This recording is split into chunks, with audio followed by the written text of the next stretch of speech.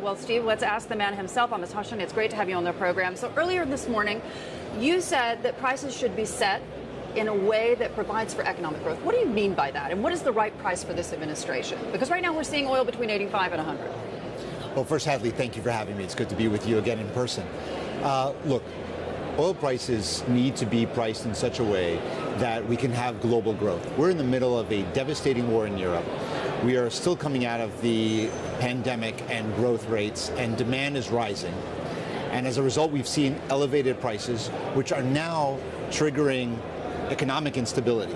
Yeah. And so clearly we need to bring the prices down so that consumers can afford setting it. Prices is market manipulation, something that the administration says OPEC has been doing and needs to stop.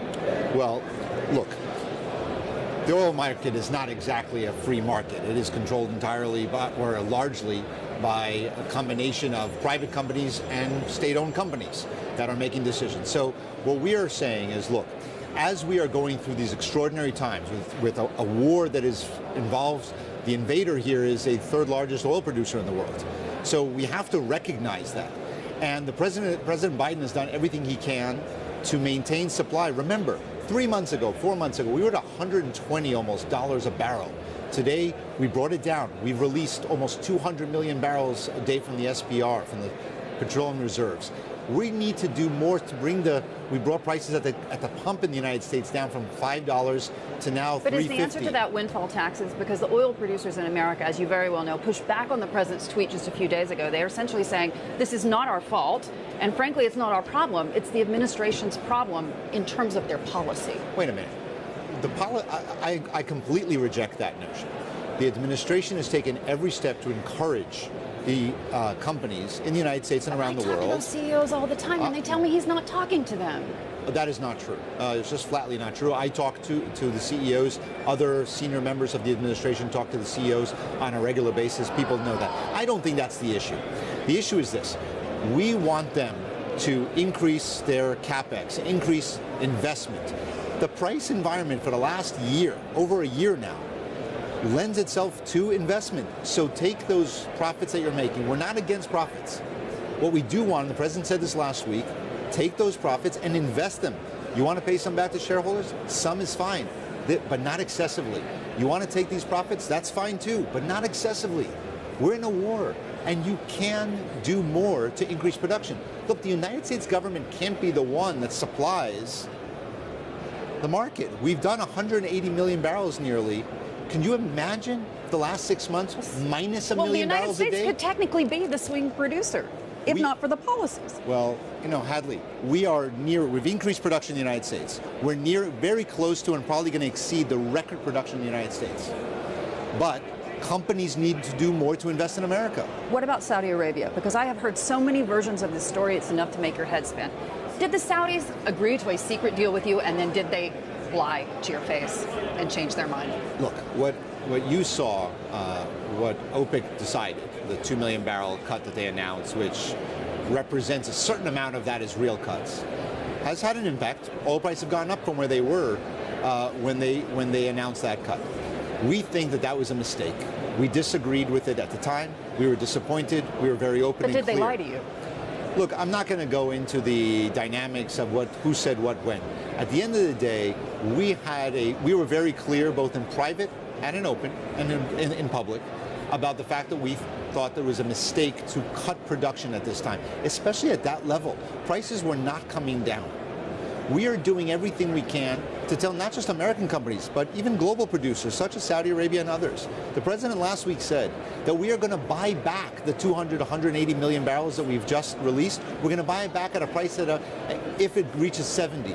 So the idea isn't that market manipulation what you accuse OPEC of doing? No, because I've just released 180 million barrels during a war.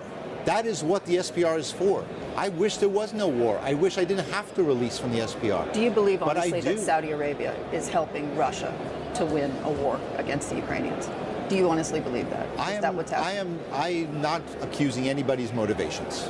I am saying that cutting production at $85 a barrel, $88 a barrel, and bringing prices up has the end net effect of helping what Russia is doing. That they use oil is the only thing they have left in that economy. He's just Putin has destroyed the rest of the economy. All he's got left is the stuff that comes out of the ground. He won't sell his gas to Europe anymore, so all he has is oil. Tell me this. So that's what funds this war. Tell me this. Okay, so most people would say that this was a foreign policy failure for the United States.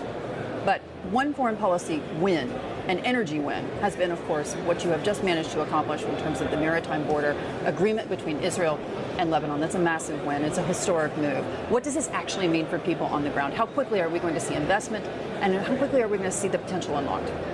So look, I think that I agree with your characterization. It's a historic win for the two countries.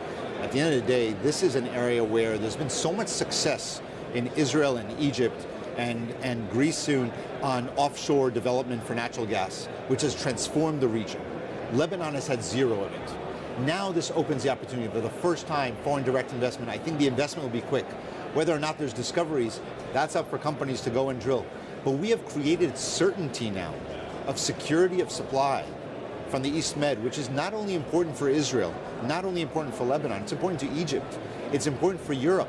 This now is an important supplier from Israel through Egypt exports to Europe. You couldn't have managed to get this done without the agreement, or the onboarding, if you will, of Hezbollah. Does that embolden them in your mind? Because they're still technically designated as a terrorist organization by the United States.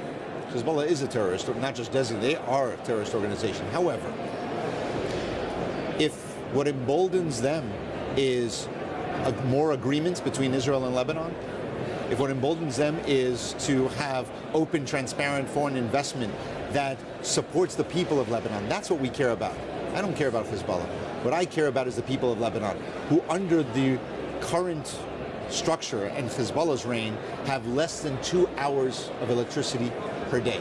That's what Hezbollah has brought the country, less than 2 hours of electricity a day. When I started negotiations a year ago, I used to say 6, it's now 2. We need to give hope to the people of Lebanon. We can bring gas from Egypt to Lebanon in a matter of weeks. The infrastructure's there. All they need to do is to commit to the reforms. We can increase economic activity in Lebanon. And the Biden administration, what we've wanted to do in the Middle East, not just in Lebanon, throughout the Middle East, is security, stability, and prosperity. Those three are reinforcing. You can't do that without Saudi Arabia, though, right? How quickly are we going to see you back in Saudi? Because last week, FII, the whole global banking and financial world was in Riyadh. It was good enough for Jamie Dimon, but it wasn't good enough for Amos. I wouldn't draw too many conclusions from that. I've been to Saudi Arabia about, I think, 7 or 8 times just this year. I talk to Saudis all the time. We are two mature countries. We have a disagreement on substance, disagreement on issues. The president said it very clearly. He's reevaluating the relationship. But what does it mean? Well, we're talking about weapons. Are we talking about aid? What it means is we look at the totality of the relationship, and there are a lot of things that we work well with Saudi Arabia, and we're going to continue to do that. Yeah. And there are things that we have to figure out how to work forward as we go forward. But we've had an 80-year relationship that has had ups and downs, and every down has been followed by an up. And we're going to continue to work with Saudi Arabia. They're an important country in the region. We clearly had a very strong disagreement here, and we'll continue. You know, we can disagree. We don't have to. Talking is not just about agreeing. Agree to disagree. A question for you before I let you go. As you say, you've been out to the region many, many times. I've had the pleasure of seeing you on many occasions between the UAE and Saudi Arabia. Amos, where is Jennifer Granholm, the U.S. Secretary of Energy? Why is she not leading these conversations? Why has she not got the hotline to Riyadh that her predecessors have had? Well, I think every administration, different people have different. But she's the Secretary of Energy. And I think she is doing, there's a lot going on in the energy world right now. As I said before. Anything more important than what's just been happening? Well, I think that we have a war in Europe that is really threatening the energy security of the entire international system. So I think she's done an enormous amount of work in Europe, around the world, in Asia. Fortunately or unfortunately, energy today is the #1 issue in the world. And, we're here talking about oil and gas, but the energy transition, look at what we just passed in the United States, the largest climate investment, which matches well with what countries like UAE is doing and some other countries around the world. We're about to go to the G20. These are the investments that we have to do today into our supply chains, into our energy future, so that we don't end up with the same geopolitics of energy for renewables and for electric vehicles as we had in the 20th century in oil and gas. I'd certainly like to see her more on CNBC. Amos Hochstein, it's wonderful to have you on the program. Thanks again.